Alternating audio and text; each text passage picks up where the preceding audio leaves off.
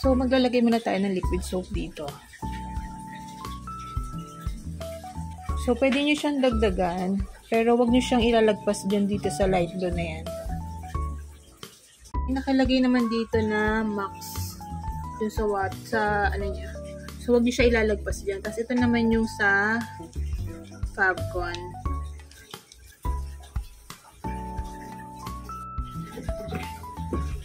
So, pwede rin kayo maglagay ng Sunrox dito. Sunrox bleach if you want.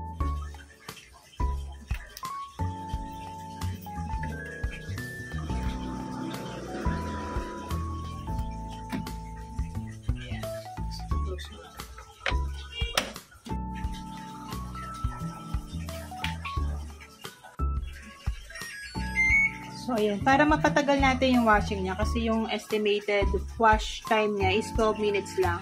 So, wala muna tayong pipindutin dito. So, magwa-wash lang tayo. Yan. So, 12 minutes siya. Then, start nyo lang. So, ayan. So, hindi nyo na kailangan mag-set ng water dito kasi si Washi na yung magtatansya kung ilan yung water na need niya. Change lang siya ng time. So, more on, ano lang to, sabon lang. So, mamaya mag-off yan after ng 14 minutes. Then, pwede na tayo mag-pindot na dyan kung ano yung gusto natin gamitin.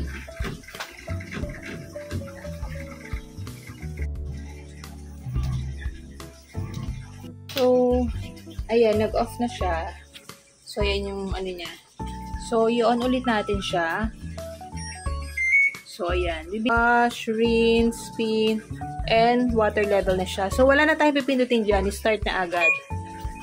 So, ayan. Ganun lang siya. So, pero kung gusto niya magdagdag ng banlaw, pwedeng 3. Pero ang automatic talaga niya is, yung standard niya is 2. 2 na banlaw. So, add ulit siya ng another 12 minutes.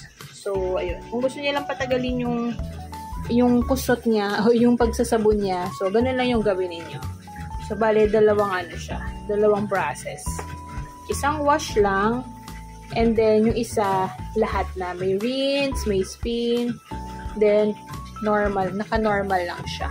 So, yun lang.